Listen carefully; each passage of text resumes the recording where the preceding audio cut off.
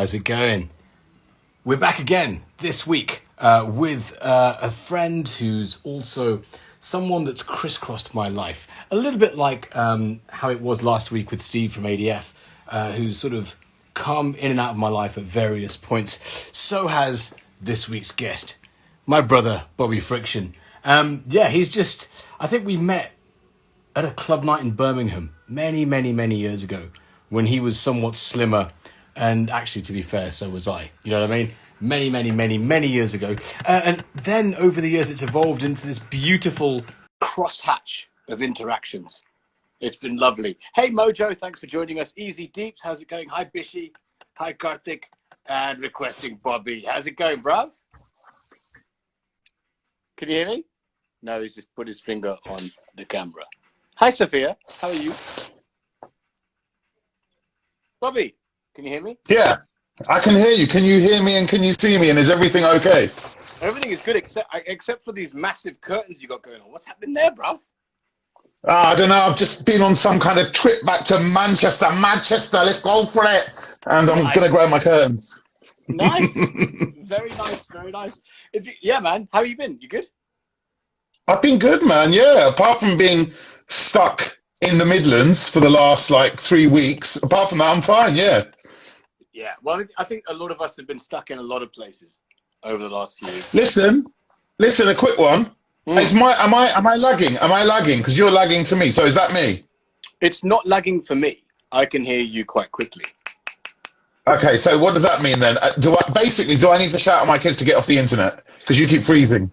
I don't know. Is everyone watching? Who's freezing? Is it me or Bobby? Because it seems to be fine on my end, and you seem to be fine. But if it's lagging for you, it might be your kids playing on various games and shit.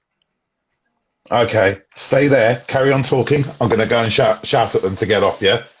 Okay. There you go. Cool. So there you go, everyone. Bobby's been and gone, done his interview. Let's talk some shit or wait for him to come back. How's your Christmases been? You well? Good. Any plans for New Year's Eve? Yeah, I didn't think anyone was freezing either, Sophia. Yeah, I think that, I don't know, maybe Bobby was having an issue with how lustrous he looked at his end. You know what I mean? He needs to get a ring light, I reckon, and get that sort of glow back, perhaps. But yeah, thanks for joining, everyone. Bobby has come and gone. But he'll be joining us again soon. Mojo's saying, buddy, I made him a sketch that wanted to show him. Sure, man. Send it over and I'll forward it to him. Hey, he's back. Give me a sec. There you go. And now, okay, now you've glitched. Bruv. Yeah, I can hear you. Excellent. So, bruv, listen, man, I was just in the preamble, I was just thinking back about how we first met. And I reckon it was at Shanti's second ever night in Birmingham.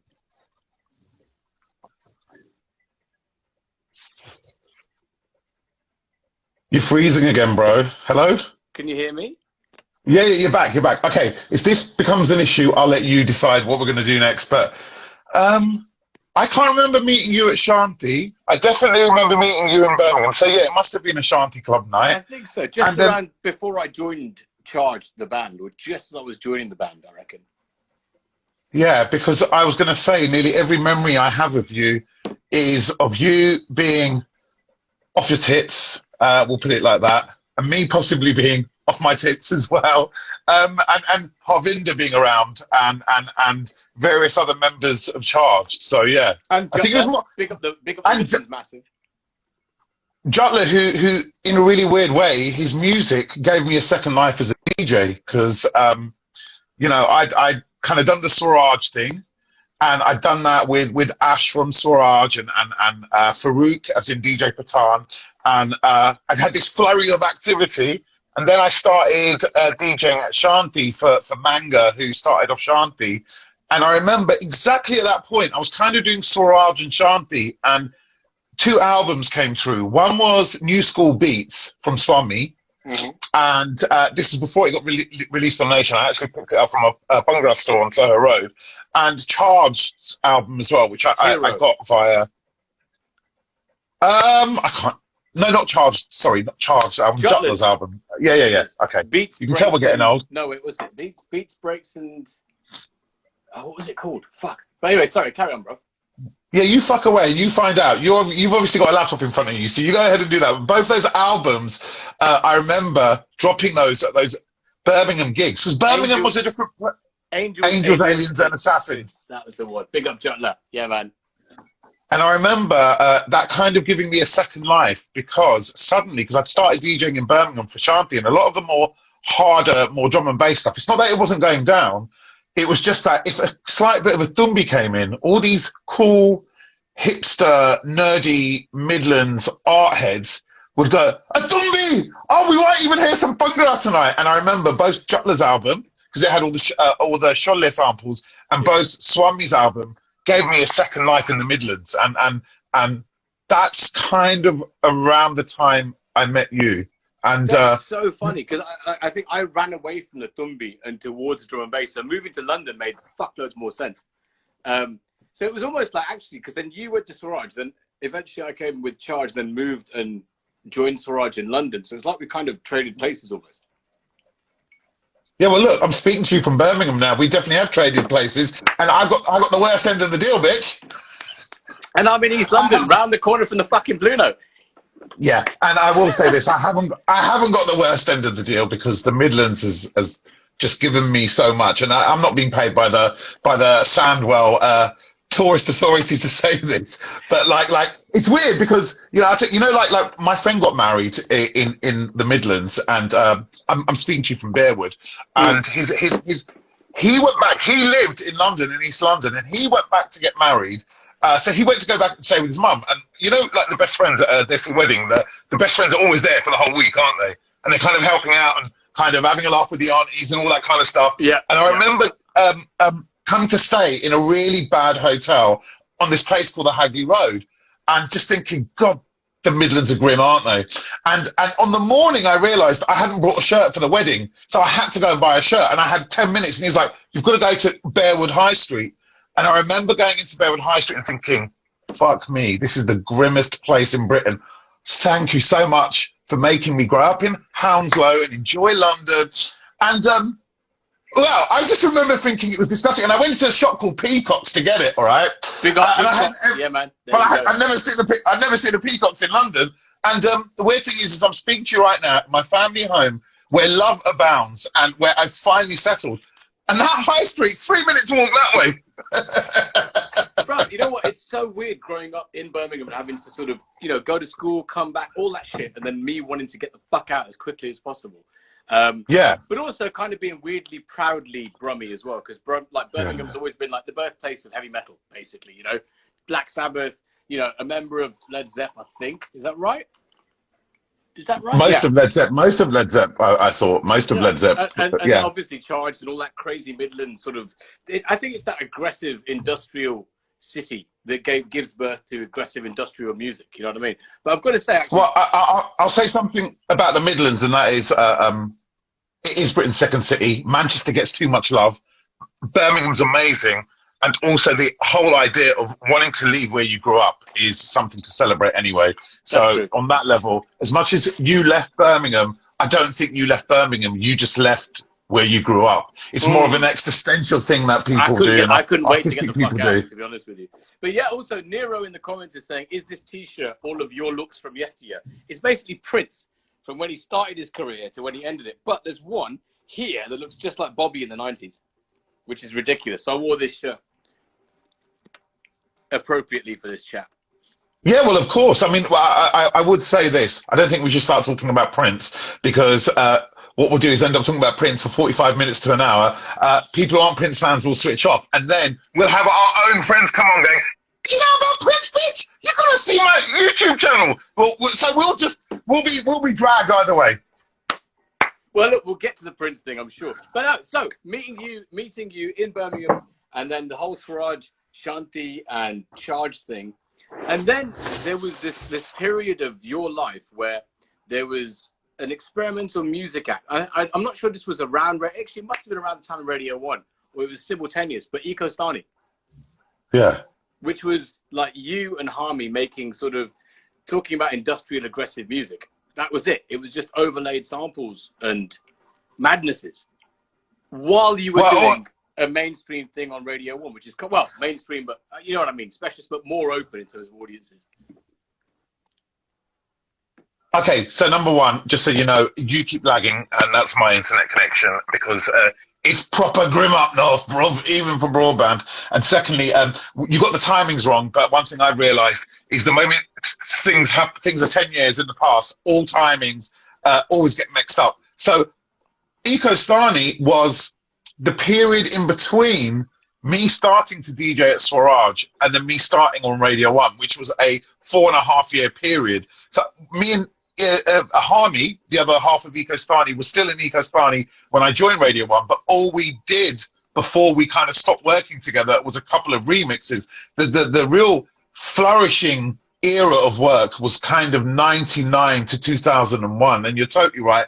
Our debut gig was supporting ADF at the Scala, which is a ridiculous debut gig, all right? You know, as debut gigs go, because we literally had, 800 people all hungry to see ADF in their prime, and we came on stage.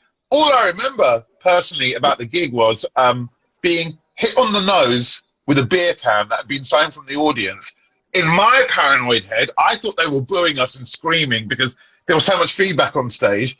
And we went backstage, and me and Harmy, we just went high five and just went, we fucked him up. And then Imran Khan, a mutual friend, the one, my friend who works for Al Jazeera now, came backstage quite inebriated, maybe just on the power of the gig, who knows.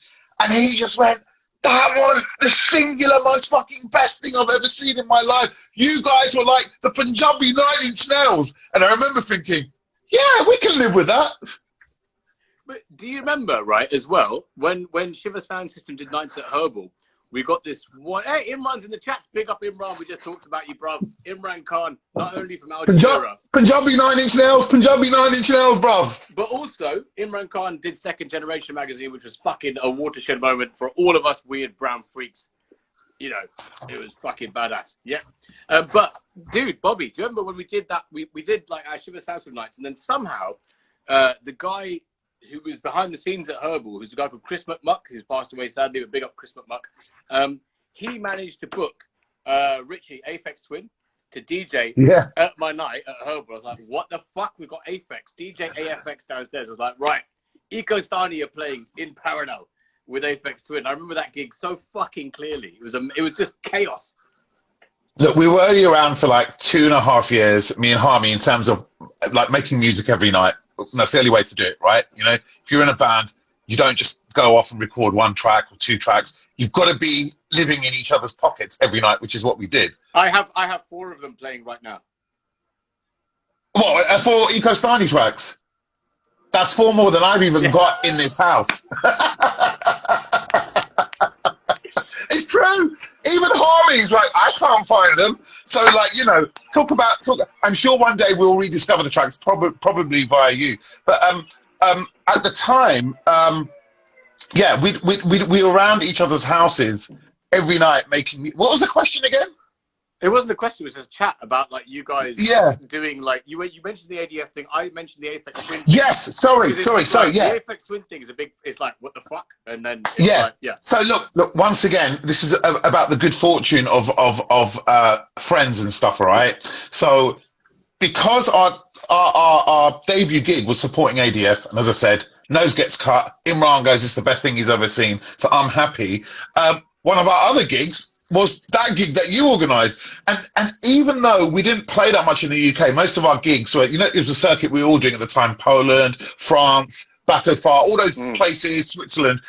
Even though I think we literally only played 4 times or 3 times in the UK.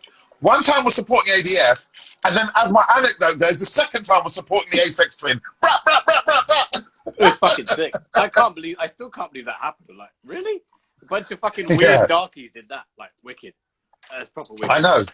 But then... I love the darky vibe. Yeah, man, exactly. And then also, I mean, that's the other thing, is that, our lives have crossed paths so many fucking times. Like, DJs, like, you actually opened or came on tour with Charge that was covered in the NME. So in the punk band I was in, you were the DJ on that tour.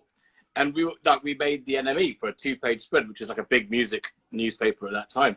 And Fundamental played live as well, wasn't it? It was literally me DJing, Charged playing, and Fundamental essentially changing. And Aziz and Jutla.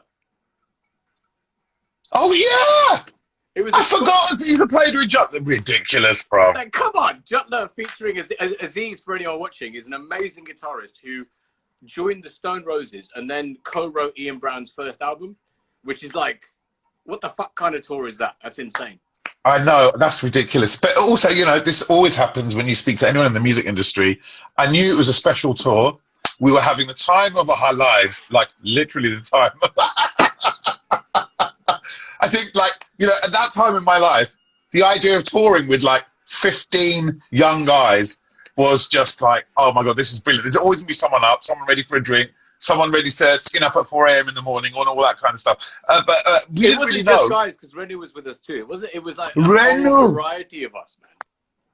I'm sorry, Renu, sister Maharani. But yeah, looking back now, if you think about the amount of work that's been done by every single person, I mean, Aki, you've got to put aside Fundamental and Nation Records, you've got to put aside, even Aziz, you've got to put aside for the work they did before. But if you add together everything that everyone's done since then, I think we've paid our dues, all of us. It's kind of ridiculous. Like, it's ludicrous. I had this same conversation with Steve this kind of flashback with Steve, just like, did that happen? Like, it's kind of mad.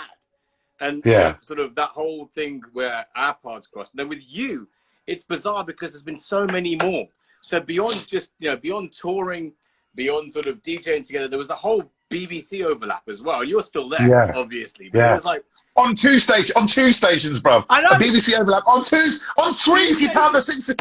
On 3 if you count our 6 music little interventions.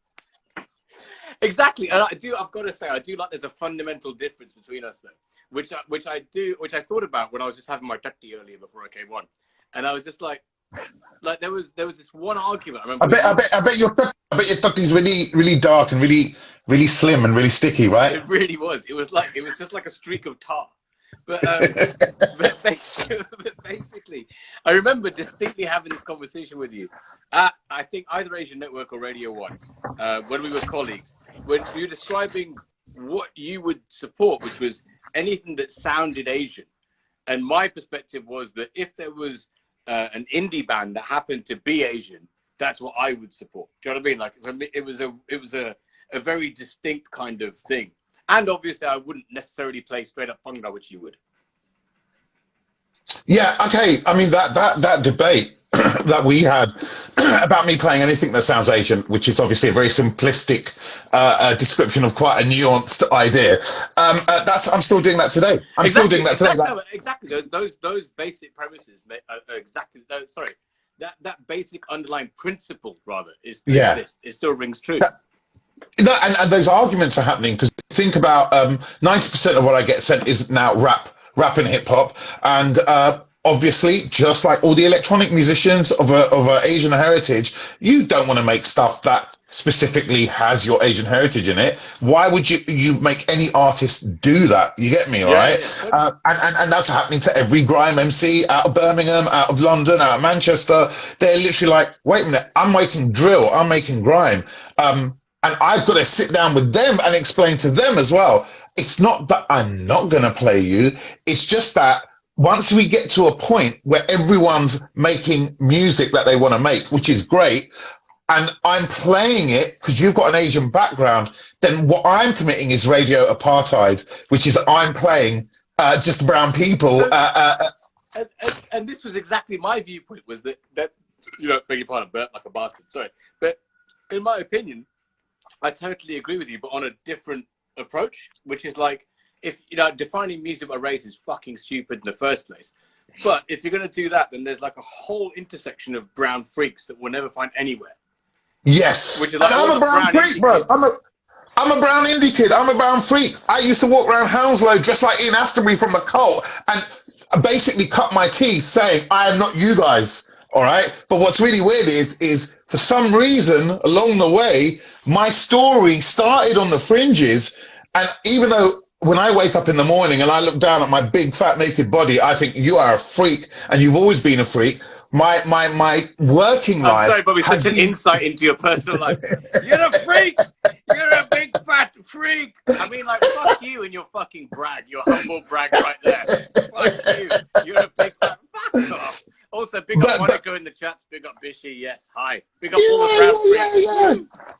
So with that freakiness being flowing through my blood, all right, I realized that in a way I was kind of via Radio One and my show on the Asian Network. It's not that I've never let the freak flag stop flying, but I've never been able to essentially make everything I do fully freak flag flyable, if that makes sense. Exactly, and you know what? In fact, without that, I couldn't be fully freak, which was awesome. Do you know what I mean? Like, you were the bridge, and I was able to be fully freak, and that's the fundamental difference. So thank you, sir. Cheers. No, but wait until part 2 of my career. It's coming right now. I haven't even unfurled my freak flag. In fact, I'm going to unfurl it now. I don't want to know about you unfurling, or you coming, or you looking down and saying, hello there, aren't you very, very girthy? Like, I don't, like, you're nicking Asim's line. Hello, girthy boy. How's it going? Oh, my Down, God. boy. Someone in the comments is just like, we never came for Bobby's Todger talk. I'm sorry, this is exactly what this chat is all about, is just bakwas. But then, so that was it. You know, the BBC kind of interaction lattice across 3 stations was, again, quite shocking. Because, like, you know, considering meeting you at a club and then our lives kind of interweaving through all this, is just fucking mad. Yeah, and can I just point out that people are saying stuff like freak flying foreskin in your comments, and I, for one, on record want to say that's Nerm's people's, yeah? When I talk about foreskins, I don't do it on Instagram Live. No, I'm only joking. But yeah, you're right. You know what? Honestly, Nerm, I think the reason our paths have intertwined and crossed, I think even though you might disagree with this, and I have disagreed with this in the past, but we're a lot more like each other than we both would care to mention. I didn't fuck off. I might have to have a drink. I might have to have a drink. I mean, I'm having a few, but yeah. I do think we are. Obviously, we're from different planets. I'll admit to that. Obviously, we've come to various points in our life from completely different directions. But I think your feeling of being the eternal outsider is something I connect with. Your ability to essentially fly the freak flag, but do it with joy, because a lot of freak flag flying ain't joyful, and that's fine as well. Is something that means we're quite intertwined, whether we want to admit it or not. And then I think the last reason is we're both, even though I'm not drinking right now, the worst bastard hedonists I've ever met in my life. I think the last one rings the truest. It's like, another idiot. We can just have some fun times. It's fucking great. Oh yeah, I've never turned down anyone for a session. Put it that way. In nearly 50 years now. But dude, you know what? I was thinking back about all of these things as you do. And then there was like all these festivals we played together. So obviously you were paired up with Nahal and Radio 1, which was like sort of you guys were put together. Whereas me and D were obviously fam. And it was just a lot sort of smoother for me and D to do what the fuck we wanted to, which was awesome. You know what I mean? We could just go and do stuff. And I remember that one festival gig where D and I came on after you and Nahal, which was just, do you remember that gig at all? I remember playing basketball a couple of times with Nahal. Try and remind me what tent it was, and it was the big fucking tent, and we played like you played up to the Chemical Brothers, and then we came on, and the whole tent fucking emptied. Do you remember that at all? I do. I think I do. I remember the Chemical Brothers being involved because it was like it was a secret set from them, wasn't it? It was. There was something. Yeah, there was something happening, but then everyone fucked off and then came back to dance like to a bunch of darkies playing drum bass, which was amazing. Yeah. And then Kunal did the visuals. I don't remember the gig, but that's fine because I don't remember most of my gigs. And secondly, the question is, who cleared the dance floor? Was it me and Nahal or you and D? Or was it the Chemical Brothers? It was the Chemical Brothers. And then he just came back for a bunch of darkies. It was fucking great. But then, like, literally, I sort of wrote down every time I can remember intersecting with you, what have a gig we were playing together, or something I'd put on, or something you'd put on, like Friction or whatever. And there's fucking so many, it's ridiculous. Then one came up, which was just kind of iconic in my life, which is that you took me to my first ever Prince gig. Oh yeah! Wow! Yeah, I remember. I mean, look, every Prince gig is amazing. Every Prince gig that I've been to has blown me away in a different way. But to be with someone that I've known for a long time, who I know truly loves Prince right down to his bone marrow, and to watch your face, I spent more of that gig looking at you. I mean, the amount of times I grabbed you and went, like, look, it's Prince. Prince is in front of us. And I think what I was doing was living my initial, because I saw Prince when I was 15 and I was by myself. And I want to say that there is a significant sort of, not a significant age difference, but we do have at least like a decade or so between us. Yeah, yeah. I mean, I never saw it like that, but you obviously did. I don't know. I was saying that because of Prince eras. I was just literally using Oh, yes. I'm an 80s Prince baby. You're a 90s Prince baby. That's for sure. But I remember being with you, and where was that? Was it Islington High Street or something? It was the something Islington like O2. And what happened that was it. Was that Prince was in? It was in 2001, 2002. I can't remember, man. No, that you was just it, got on, yeah. Okay, I remember this vividly. Right? 2003, early 2003, you maybe. just got on Radio 1, right? And I remember Prince Yeah. was doing an after-show party, unannounced. We heard it from the Prince fucking message boards. Remember those message boards? Fucking up. Yeah, Housequake. Housequake is the one I used to use a lot. And then I lived in Angel at the time, and you're like, come meet me here. We're gonna go see Prince. And I was like, fuck. Okay, cool.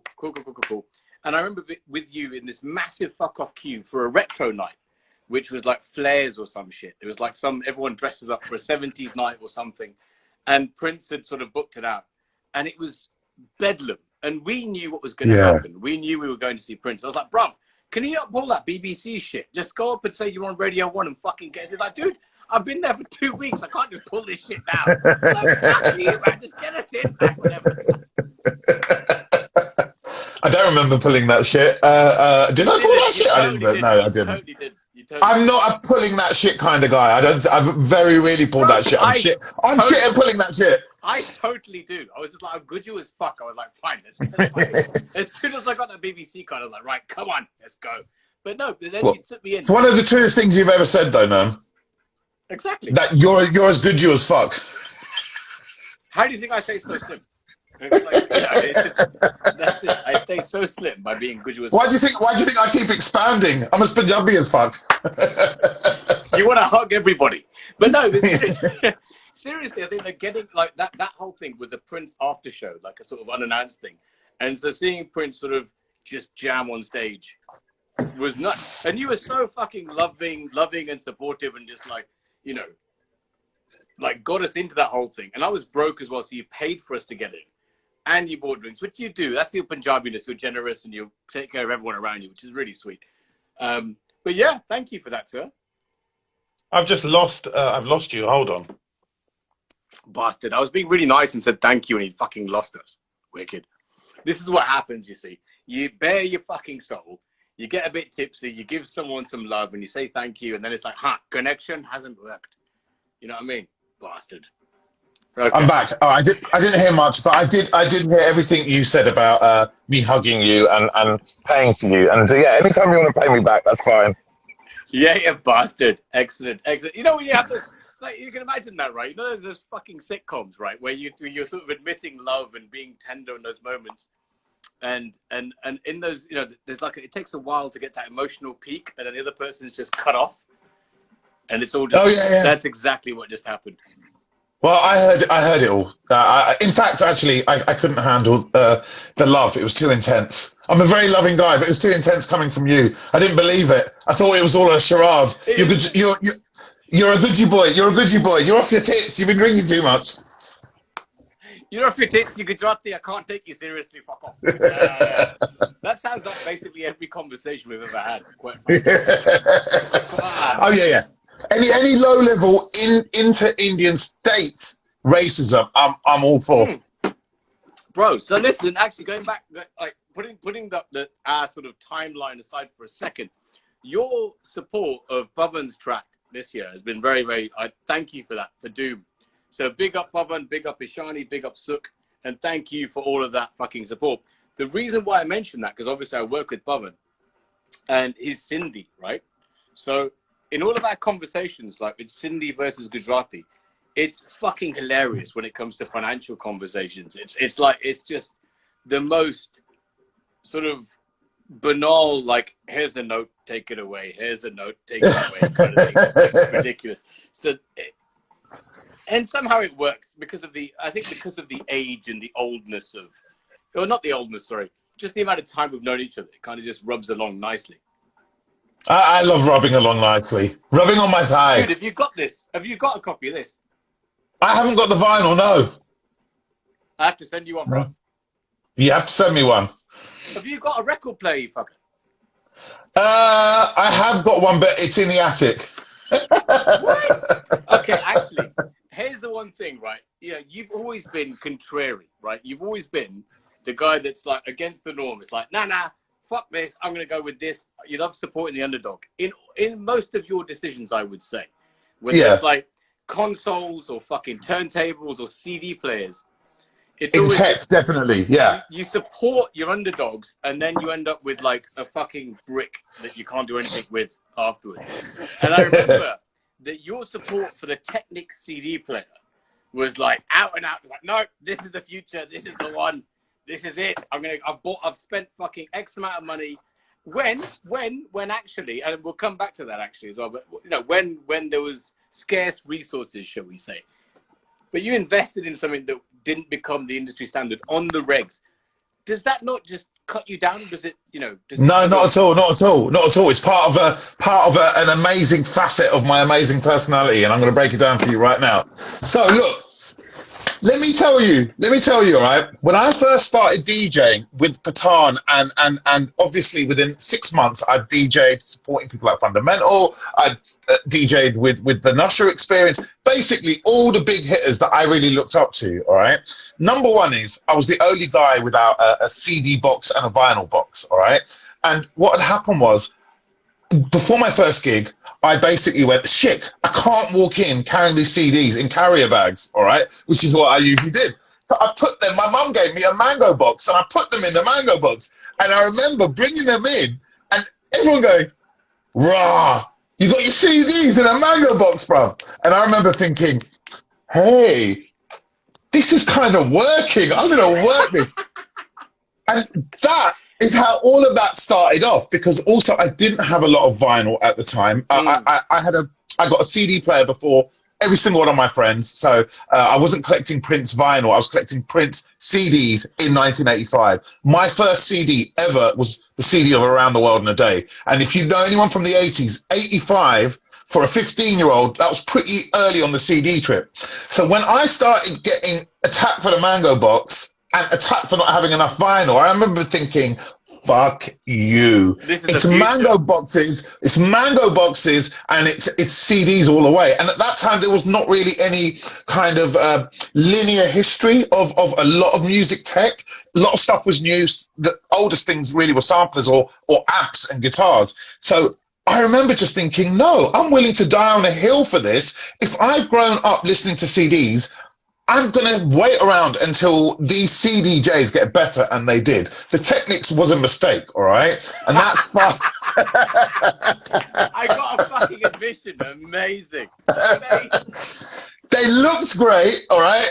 But yeah, they were a mistake. But the point was I was already in this headspace where I'd fought the giants and won, because everyone was going, no one's ever going to DJ on CDJs, or why are you DJing so much on CDJs? And it was like, shut up, I'm doing the same stuff. Everyone in those days told me that I was taking the easy route out by DJing on CDs. You know what? Everyone. Bro, I'm with you. You know, that's probably another reason why we get on, because I'm a format whore, right? I don't give a shit. Yeah. I was too poor to afford vinyl, and CD technology and copying CDs hadn't arrived yet. So I started DJing on fucking cassettes. So I'm just like, yo, I had to exactly that, just like make do with what I had. So I'm totally with you. And actually, remember, like getting a dub plate cut was like £50, which was an insane amount of money. There was no way that could happen.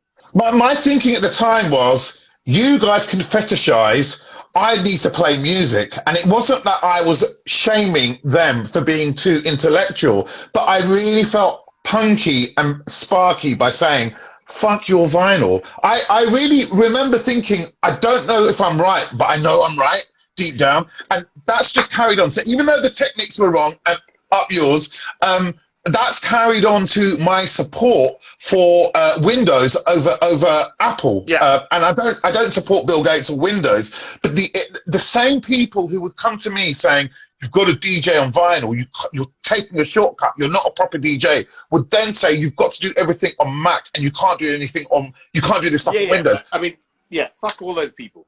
All of them. Yeah. Right, so my argument was never anti-Mac. It was just like, I see a direct line between my refusal to DJ with vinyl, and all of us do this as people of color, my ability to step outside of traditional narratives and navigate the world in my own way. And I link that to then, you know, this thing where if you can go to any village in Africa or India and there'll be someone who can build a PC, but no one who can build a fucking Apple Mac. You get me? And I think there's something really liberating in the fact that... That's not true. Well, maybe not now, but back then... Hackintoshing is like a thing. Yeah, but back then, the point at the time was I could build a PC, and I was making trips to India, and you could go into the Bind in Punjab, and even if there's only one computer, the computer had been put together by the same guy who could put the tractor together. Yeah, you know what I mean? Yeah. You know, so even though Hackintoshing is a thing, the line I'm trying to draw is my youth as a person of color and as a freak has informed everything since then, even those Technics CDJs. Bro, I'm totally with you except for the Technics, because if you'd have hacked them and you'd fucking jugared them properly, right, and made the most out of it, that's fine. But to me, they were a bit of an indulgence. Yeah, they probably were. They probably were. Jugared. In fact, that's a massive leap. Like, making the most of what you've got, I'm with. Like, we are monkeys. Yeah. These are our tools. All of technology is a fucking stick, and we're just apes. Yeah, you know what I mean? Yeah. So fully. Do what I want to fucking do. Fuck your companies. I want to do this, so just do what I fucking tell you to.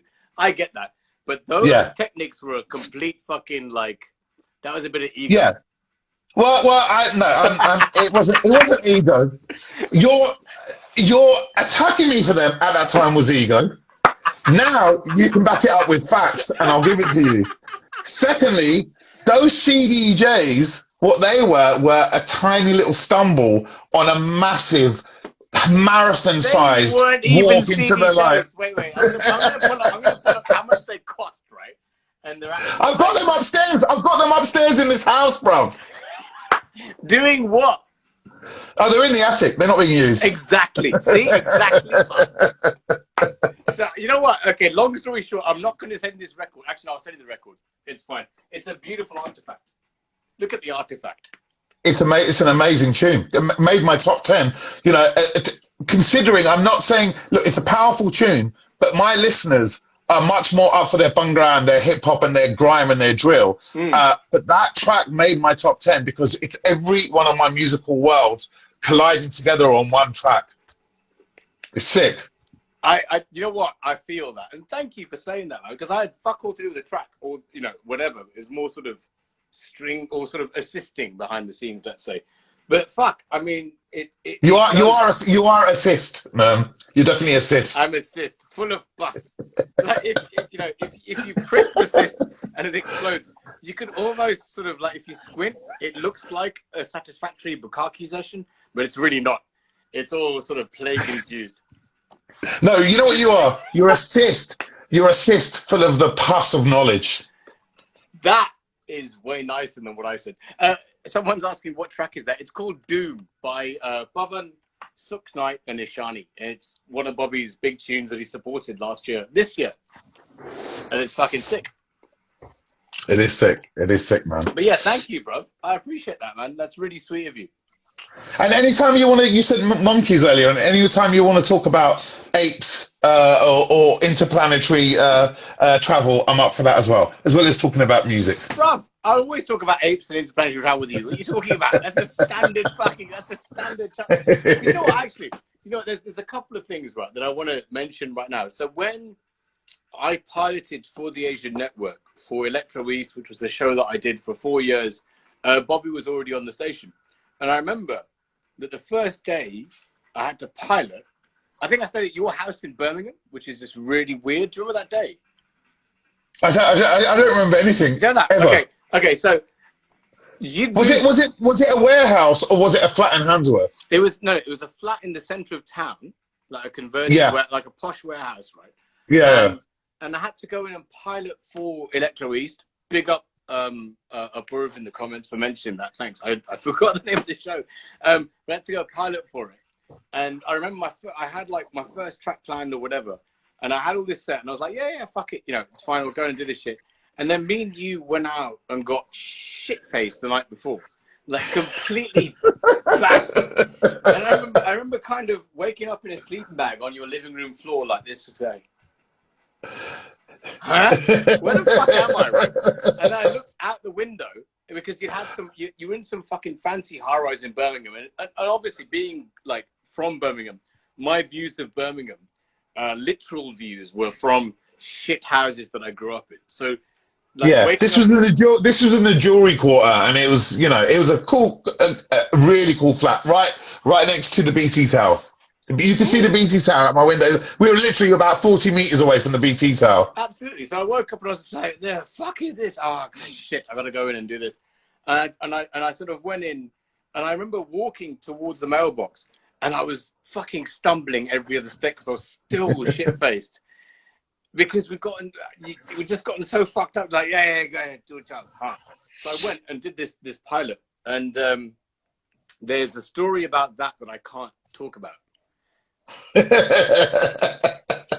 Well, that's most things, isn't it? Most things that we can't talk about. Is that you can't talk about it because it involves me? Am I in this story? No, dude. Do you remember? Okay, you were, because you called me up and then you kind of eased some things because I went full punk. Do you remember that? I don't think we should go there. We won't go there. I went full fuck you punk, and you talked me down, and then everything happened as it rolled out historically. Oh, are you talking about the fact that when you were trying to get the show on the Asian Network, you were ready to fight the people who are about to give you the show, and then I said, don't fight the people, and then you got the show? Yeah, pretty good advice if you ask me. But I still fought them. Yeah.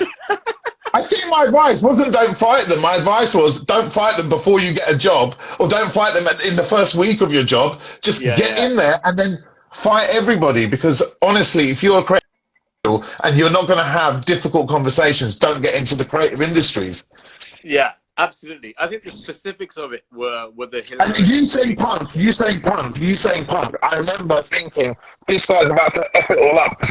He's angry with them, so he's just going to swear at them instead of letting the anger dissipate really slowly but surely through carefully constructed sentences. I remember thinking, don't do what you're about to do. Just the anger. The anger. Dude, you've suddenly turned into a Lego set. Oh, is that the internet? I don't know. Is everyone watching? Can they see us clearly? I can see you clearly. I can see myself clearly. I'm looking pretty good, actually. Huh. It just turned proper Lego. I'm going to take a screenshot. There you go. For that. Yeah. You look like I've just made you out of Lego. Oh, dude, Bobby, look what I've got. Can you see that? Oh, First Avenue made out of Lego. Yeah, boy. And then look, wait. There's the gold star. Oh, that's beautiful, man. Beautiful. Look, I'll tell you straight. I know lots of people definitely pray towards a black box in this world. I'm praying towards that black box. You get me? I mean, wow. There you go. You know, a really beautiful thing. You know how strangers do really nice things. And when Prince died, and everything happened around that yellow star, First Avenue, and I just remember saying on Twitter somewhere, I'm in mourning, and I just wish I could be outside First Avenue. Yeah. And someone who'd obviously been following me for years, who'd never even tweeted me, just tweeted tweeted a picture of my name saying, I think it was "I miss you, Prince." Basically, she wrote my name in chalk and a homage to Prince outside First Avenue, outside the that's Yellow Star. awesome.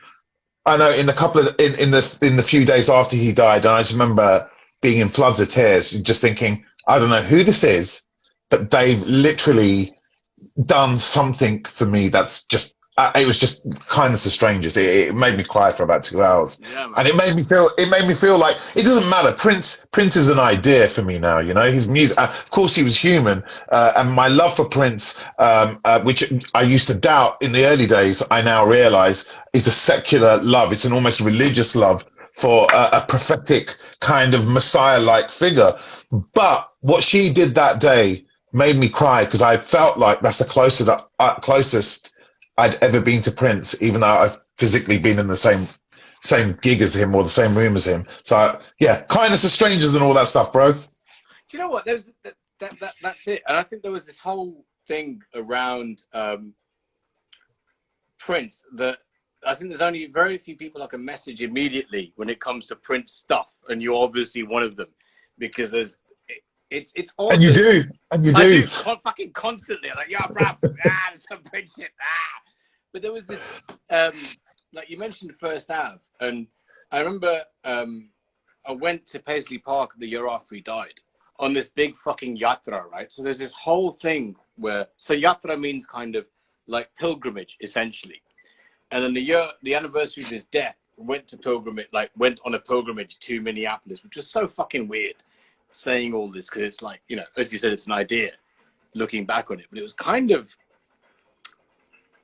like needed to be done. It was kind of important to go.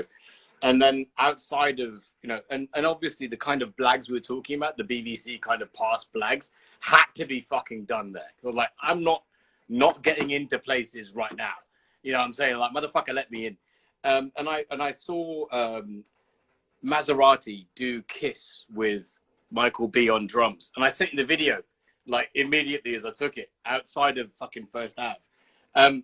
And so it's just lovely to have someone to share all those kinds of things with, because that's super nerdy Prince kind of things. Yeah.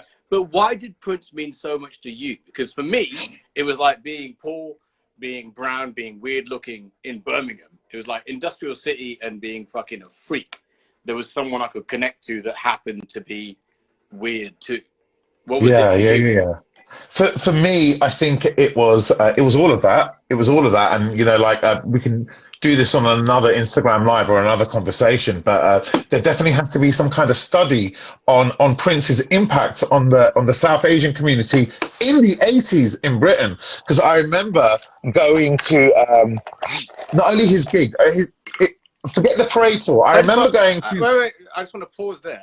I just want to say that all the rude boys on the Central Library in the '90s suddenly wore Sexy MF t-shirts with Prince logos, like proper hardcore Desi Asian rude boys that were like the most sort of toxically masculine dudes you could imagine had Sexy MF on their tees. So just as a aside, it was a weird thing. No. So the '90s. That feeds into it. So I obviously, like every teenager, thinks they're the only person who understands this thing. And for me, I obviously got that loads of white kids and black kids were into Prince. And when I say kids, I mean kids, because I was 15 in 1986 when I went to go and see him on the parade tour. So the Sign of the Times movie, you know, we had tickets. The Sign of the Times tour got cancelled, and then the Sign of the Times movie had its debut at the Dominion Theatre, corner of Oxford Circus and Tottenham Court Road. So we went on the opening day and we brought tickets, me and my friend from Hounslow.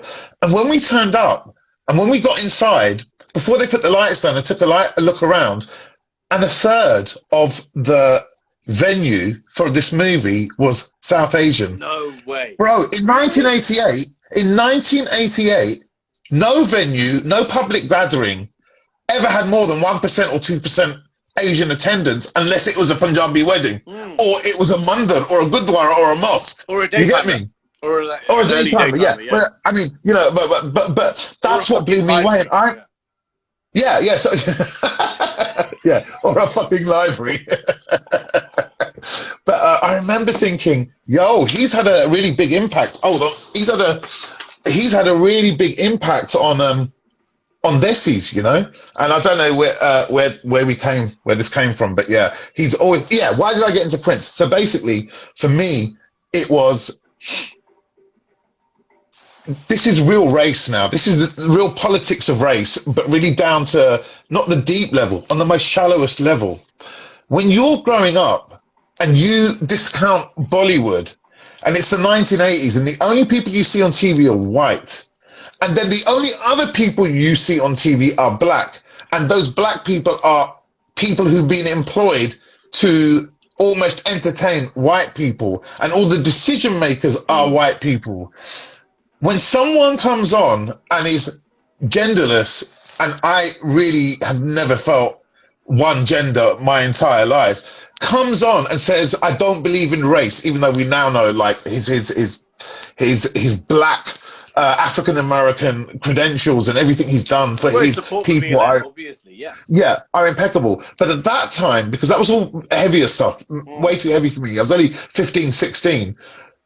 When he came on, he looked South Asian. And I just think, like, on a really basic level, Fuck, on I a never really spotted that. I basic never level, fucking spotted that. The beigeness he looked. helped 100%. 100 And fucking this was Pareto. Even the kapre, you know, around Purple Rain, reference Bollywood. You get me? You know, the suits, everything. You know, Yeah. So I think actually some of it had nothing to do with Prince. It had a lot to do with us needing someone, and he stepped into that space. Yeah, yeah. And then it just happened. And then it just happened. He was the greatest musical genius of all time. So we got lucky. I 100% agree. It's fascinating to me that, like, you know, my brothers are some like 15 years. My actual biological brothers are 15 years older than me, 16 years older than me, and none of them got Prince. I think maybe they were just a bit too before that. So it was fascinating that in my family I was like the Prince nut. Maybe because I'm a bit more adventurous or whatever the fuck, but they didn't get it. So to discover you and people, you know, of another generation, I guess musically generational, I guess, that appreciated that was kind of shocking to me. I was like, oh fuck, there's more freaks. You know what I mean? There's even more. Yeah. And the South Asian thing is really fascinating because I have this really weird memory that I haven't told anyone actually. Beg your pardon. So when I was a kid, I used to get like, you know, there's like Sunday schools. There's like Hindu Sunday school. Are you sure you want to? Are you sure you want to talk about I'm going to tell you this. BJP uncle and what he did to you when the lights were off? It's not even about that. The thing is, the reason, like, we're from a very, very, very sort of humble background, right? So my parents' way out of, or my family's way out of poverty was education, right? So with my elder brothers, they all became doctors, obviously, and there was a sort of pathway out of it. So my parents encouraged me to read and to learn and shit. And religious education was part of that. So I'd go to the mandir and there'd be this whole sort of Hindu camp thing, which wasn't BJP vibes at all. It was much more open-minded. But there was this one event that happened in fucking Milton Keynes, called something very strange, called the Virat Hindu Sammelan, many, many, many years ago. And I was like fucking 11. But I remember going there. It was like meant to be this gathering of Hindu youth all over the UK, which sounds weird as fuck now. Back then it was very holistic. Yeah, I get it. Yeah, of course, I get it. And I remember this one thing, right? This sticks out in my head hard, was that everyone had gathered. Everyone was like really sort of, I think I must have been 11 at the time. So this is like post Batman, which was 89, which was my introduction to Prince. And then I remember being in this kind of foyer, and Standard Times, the video came on, right, on the TV screens around, because they were playing MTV constantly. At Hindu camp. Oh, it was like everyone was just fucking there. It was like a leisure centre. It was like a fucking leisure centre full of Hindu youths, right? Standard Times came on. There's background music, and I was just transfixed on the fucking thing, reading every word of Standard Times. And I knew it, and I was like, I think I was 10, right? And I remember just like repeating the words. And I remember this older kid next, like sort of, I was just there looking at it. And this older kid next to me was just like, good music, and there's fist bumped me and fucked. I was like, yeah, I do. Fuck, you just gave me that flashback. So yeah, totally. Wow. Hey, Reggie's here. Big up Reggie. Big up Vinny. Yeah. I love the fact that both Reggie and Vinny went, yeah, Hindu camp. Well, also Vinny's Christian, for fuck's sake. Okay, so here's one person we have to talk about in terms of crisscrossing paths. Is Reggie. Yeah. Reggie is like the ultimate sort of link between you and I, actually. Yeah, no, well, of course, because I mean, for me, we correct each other, been correcting each other constantly on this.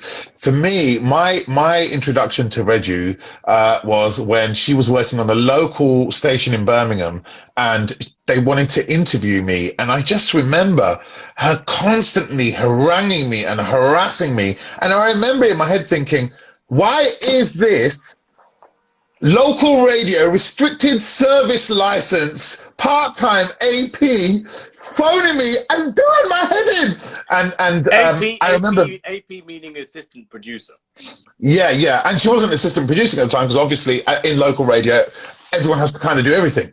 And I just remember thinking, wow, she's really on it. And then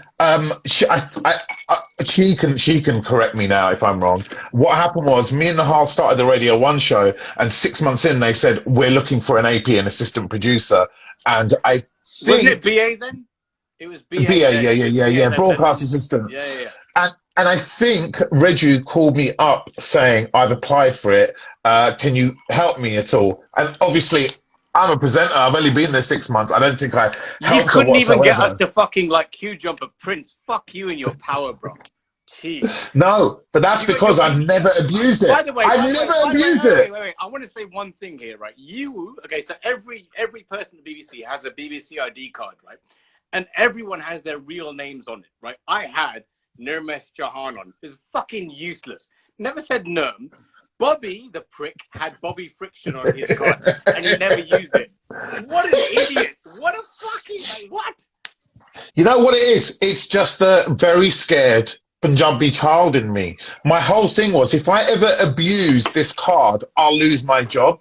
You know that whole thing of, like, it's the BBC, of course, no one's going to abuse the license fee payer, but we also know that during our times at the BBC, we've known people who've abused their status, not abused it in some massive crap way, but as you say, to get into a gig. I just remember a year in thinking, I've not done it now. I see people around me. I'm only going to be here for another year or so. I'm going to leave without ever having... And I want to say, out of all of us, you're still fucking there. I know. wait. So Reggie said when the show starts in January, the show starts in October. I joined in January. Oh, so yeah, it wasn't 6 months in. It was a month, 2 months in. There you go. There you go. Actually, no, Reggie produced my first ever pilot on Radio 1. But actually, no, she was meant to, and then Paul did. And she pulled it? No, Paul produced it. Oh, I thought you meant she pulled it. She went, look, Nerm, you're a great guy, but this is shit. She tells me that every week without fail. Reggie is like by the way, everyone watching this who wants to get into anything creative, just go to Reggie, man. Reggie's the one. She will... Harass her. Yeah, she's harassed enough. She harassed people enough at the beginning, like we all did. You harass her now. She will form you into the idyllic person you were always meant to be out of clay. Just the Reju.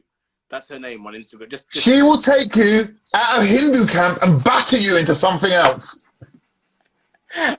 I don't want to know about your batter, bro. Like that. Don't even go there with double entendres because I will destroy you. I'm sure you will. I think Reggie's reporting the chat. She says, "Fuck off, leave me alone." Yeah. Hey, Canal's here. That's amazing. Actually, also, big up Canal, big up Reggie. It's fucking, we've had so many people that have worked with both of us. Yeah, actually, you're right. Crazy. So, you just mentioned Reggie, but you're right. Canal, Vinny as well. Whoa. You've just turned into a robot. Oh, I'm still here. That's your internet connection. I'm not sure. Can everyone see Bobby turning into like a balding robot?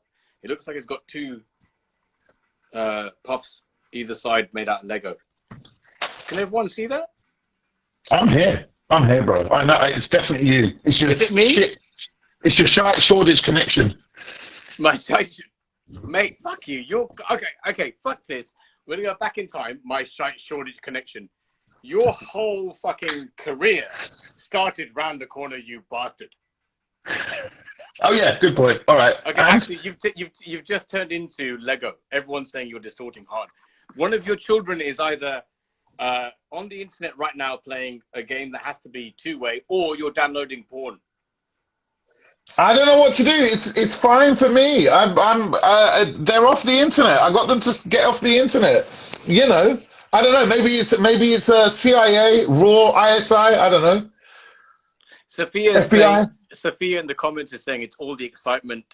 Yes, you're Lego. You're back. He's back. He rejoins us. I'm still here, bro. Dude, imagine that if that happened in real life. You got all excited, and not only did you turn to sort of solid, you went pixelated as well. I totally believe that if we can harness physics, proper physics, I could turn into Lego, because all of this casing, these atoms, yeah, they're just arranged by a set of rules. Change the rules and we can become anything we want, you know? Alchemy, literal alchemy. Yeah, and not alchemy as in not middle-aged, medieval times, you know, like, let me get gold out of this dirty, all right? And I'm sure you'd love to make gold out of your own dirty. I'm talking about... Of course I would, you bastard. 100%. I'm talking about if we can travel in wormholes to other universes, we can definitely break down the laws of physics around biology as well. So, talking about wormholes and going back in time, Reggie keeps talking about this, which is fucking brilliant. Which is a whole other area of our lives we haven't talked about, of overlap in India, right? Where I've been on tour with Dee, with Shiva Sound System. You've been on tour with Nihal, or as yourself, because you had a fucking, like, a best-selling album in India, like a compilation album called Friction. But Reggie keeps talking about Hand on My Thigh. No. You've quoted it wrong. It goes like this.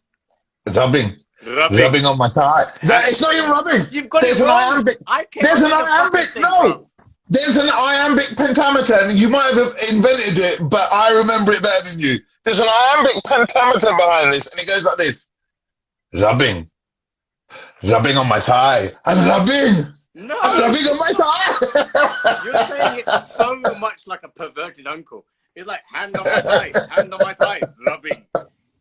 Hand on my thigh, rubbing. That's what it was, man. Dude, fuck. No. You start on the hand on your thigh. I start on the rubbing. It doesn't go hand on my thigh rubbing. It goes rubbing, hand on my thigh. Don't get it twisted, bruv. So, for everyone wondering what the fuck's going on, we did a gig in... Okay, you want to tell the story? You tell the story. I can't remember. I just remember rubbing on my thigh. I don't remember which gig it was. So, it was... In fact, we can talk about it. It's been years later. I think it was like 2005 or 6. Oh, was this when you were beaten up? Is this the beating up one? No, that's way early. You prick, right? That was 2001 or whatever. Reggie, Sorry. What year was it? In the Taj. Remember the Taj where I stole your fucking robe? That year. Reggie. Yeah. I think it was 2003 or 4. That was Friction. That was Friction era. The Friction album, as in so it wasn't Friction a Radio album. 1 thing. It was after that. So maybe 2004, 2005. And then you and Hardcore were doing a gig together. Yeah. And it was that was Friction era. Gig, and 2004, Reggie was saying. And one of Hardcore's lyrics, Big Up Durran, featured the word Bacardi. And Smirnoff wanted to sort of cross that line out, obviously. It's a fucking big drama, whatever the fuck. And so, anyway, your bit got pulled. Me and Dee came on and carried on playing. And then Bobby, in the dressing room afterwards, which was the size of this room, was packed with around about maybe 30 people. Bobby DJ'd off of one ghetto blaster. I still have no idea how you did this, by the way. You played a whole set. Maybe it's that whole sort of underdog thing we were discussing earlier about being able to DJ off of CDs. But Bobby played a relentless set off of one ghetto blaster on all of his CDs. and the place was fucking jumping. Like, it was just a fucking riot. And that's where Hand on My Thigh rubbing came from. Rubbing on my thigh. You got it wrong again. Honestly, I think we're going to remember it from different angles, for sure.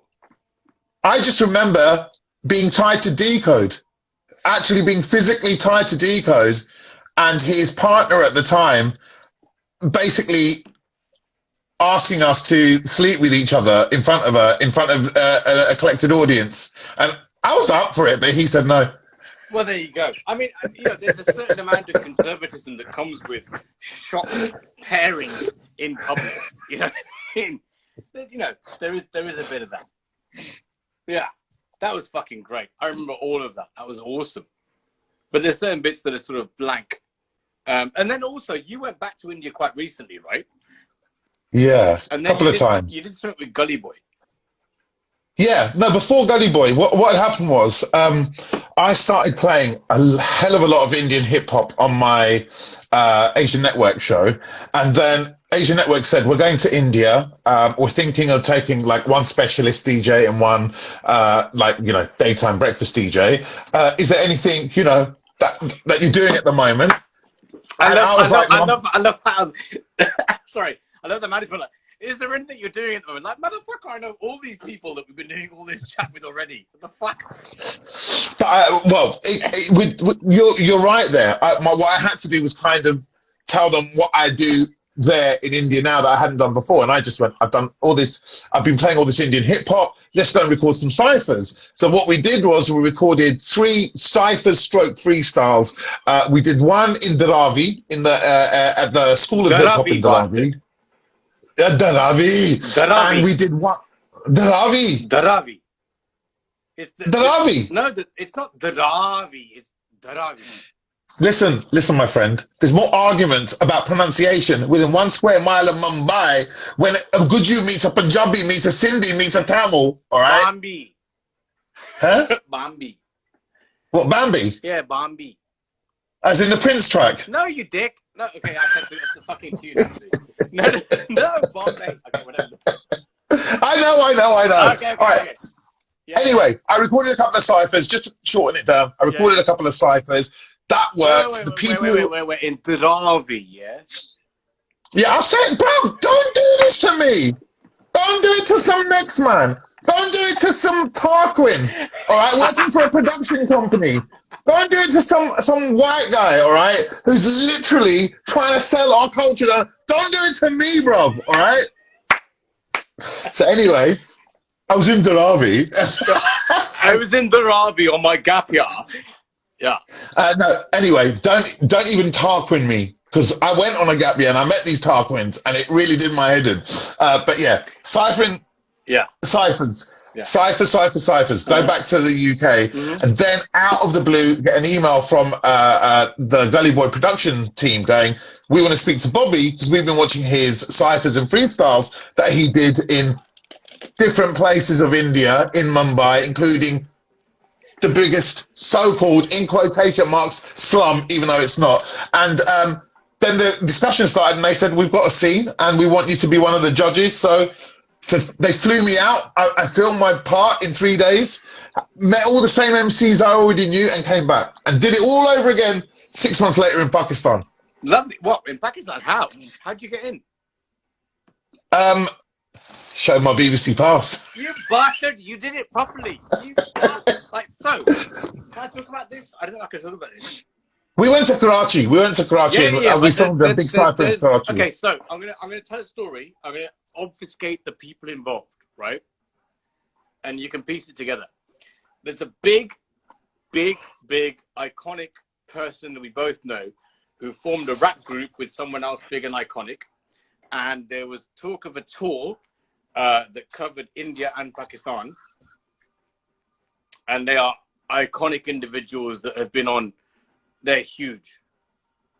I'm sorry, I don't know. My mind's gone blank. Do I need to look at? That's fine. Carry on. Offline. Yeah. I'll tell you offline. Yeah.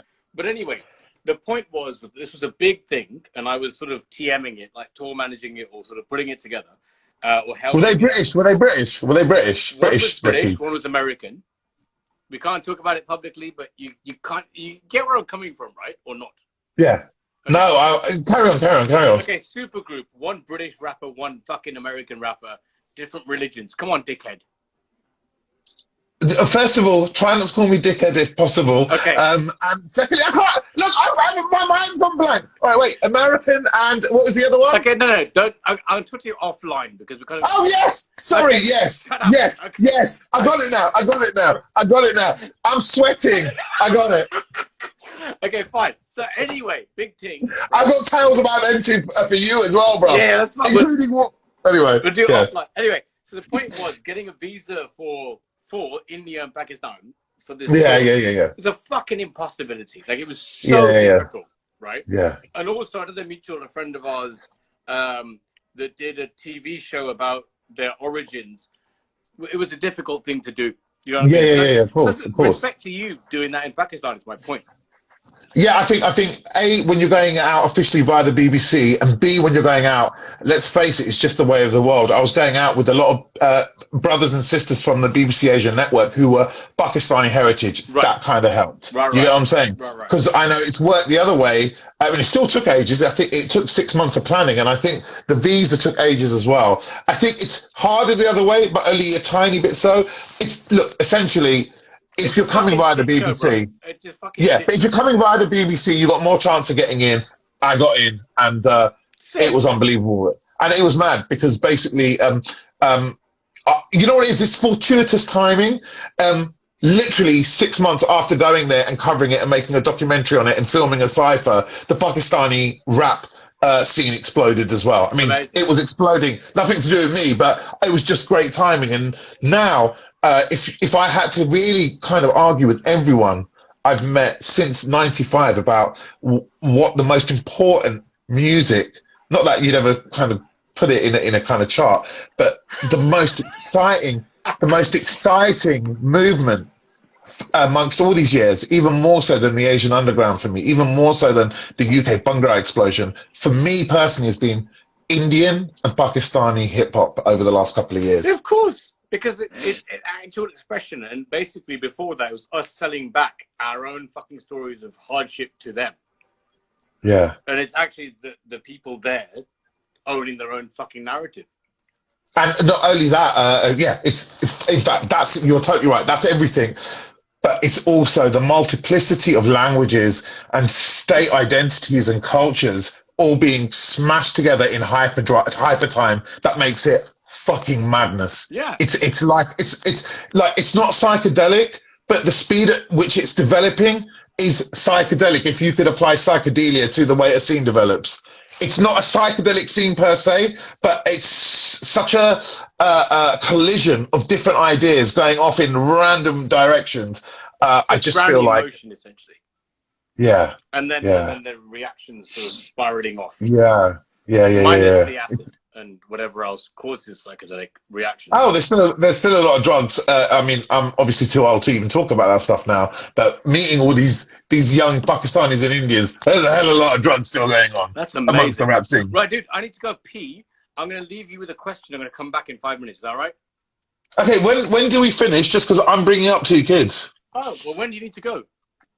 In about 5 to 10 minutes. Okay, can I pee and come back? Or shall I go down? Yeah, you can do anything. You can do anything. I'm going to read the comments. I haven't read any comments yet. I'm going to go pee. Oh my God. All right, let's read these comments. Vindaku, the skills Nerm has acquired from Hindu camp. I'm assuming these were very Christmassy. Wow, nice seizure lights behind you, Nerm. Yes, Nerm. Anyway, hello, everybody. Sorry, I'm just reading your comments. Where are we? Oh, okay. So for anyone who's listening in right now, I'll tell you something about Nerm that you probably don't know. Nerm is probably the most repressed homosexual I've ever met in my life. And this isn't me mocking. This is just honest, God's honest, observational stuff that I've noticed. I feel like if he could have just come out of the closet 10 years earlier, his whole life would have been different, and his life's great, and he obviously has a beautiful partner and a beautiful marriage. I just feel like he's so obviously bisexual in a way, and he's never really, for whatever reason, maybe it's growing up in Birmingham. Wait, my kids have just sneaked in. Guys, who is that? All right, give me another 5, 10 minutes. Yeah, are you okay? Did you hit your head? And was it just you? Oh dear. Talking about Nerm being a massive bisexual, and my 8-year-old kid just sneaked in. Okay, yeah, that's it really. I just think Nerm should have come out of the closet. He's never coming out of the closet now. And hi, Nerm. Fuck you, man. I love everybody. I have no issues. You know what? I saw this thing about actual. I didn't say you had any issues. I'm just saying, like, you know. No. The thing is that I've sort of happily engaged in other genders, with other people of other genders, and I'm totally happy with it. I just really don't like penises, apart from my own, and even then, I really don't like my own. They're not. I mean, look, I don't want to fall into a cliche, but they're not exactly good-looking appendages, are they? Here's the thing, right? Is that there's this whole thing about, what was the terminology that there was this whole thing about sort of pansexual, whereas would you be with someone that transitioned into another gender? And honestly, I don't give a fuck about any kind of gender or whatever, and or preference. I really don't care. I'm quite, I think it's kind of like happenstance that I happen to be with someone that's female, in all honesty. I'm just I really couldn't give a shit, either way. But then I come from a privilege of having that choice and not having to fight for it. So I'm completely I don't give a shit. Well, that's that question answered then. Thank you. Yeah, there you go. I'll fucking answer you proper, you bastard. There you go. I've just had my boy come in and look at me and literally, basically, he wants to go on and play Minecraft, and he's like, when are you getting off? And do you have to? Okay, fine. 5 minutes. You have to go. Okay, good. So we should call. Thank you so much for doing this, bro. Oh, now? Okay, yeah. I said we got 5 minutes, but no. Let's stop it. I've run out of ice. I can go and get refills and other things, so we can continue. But it's up to you. Don't get the ice. Just talk to me for a couple more minutes. How you doing, darling? I'm fine. Are you drunk? Are you drunk? Have you noticed? Have you seen? I've not drunk a single thing. I've drunk this much. That's insane. Dude, I haven't drunk a single thing. Last week with Steve from ADF, I battered like a whole bottle, and I watched you go like this. Like you literally went and like that. But I loved it because A, Steve couldn't give a shit that you were drunk, and that was great on Steve. B, you're still able to discuss conspiracy theories, what's happening with immigration and all that stuff whilst you're drunk. And I loved Steve as well, because at one point he says, "Look, Nerm, are you gonna fucking let me answer the question? Are you just gonna keep, are you gonna give me time? Are you just gonna keep talking over me?" And I was like, "Thank you, Steve, and thank you, Nerm." But it makes it, it makes it real. This is real. You know what? There's this thing, right, where I'm going to sound like a complete prick now, and it's fine, where I'd DJ, and I'd be so good at the DJing that I'd have to introduce, clangs and off mixes to let people know I wasn't just using a computer to synchronize everything. I'm actually physically mixing this live. It's the same sort of thing. It's just okay, this guy's a dickhead, he's clearly drunk, and therefore all of this is very real. Well, there you go. I mean, whenever I look at you, I do think you're like Prince. You're so good at what you do. You actually have to introduce clangs to make sure people know you're not faking it. Thank you very much, then. Oh, fuck off, you bastard. By the way, honestly, this is totally you in the 90s, that one. Yeah, good point. Good point. That is ridiculous. But yes, okay, so... Okay, we'll wrap this up on a quick Prince thing, which is something that we've never really got into beyond sort of drunken rambling chats, which I guess is what we're doing now. But your favorite singular Prince album?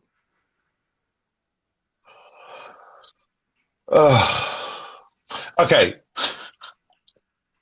So if I look back and chart all the joy and all the creativity and everything that Sign of the Times means to me, it's of course Sign of the Times. But honestly, I don't think that I would have even fallen into a Prince-shaped hole as deep as I did, and I wouldn't have, even more so away from music, been open to all kinds of ideas if I hadn't have had Around the World in a Day affect me so profoundly when I was so young.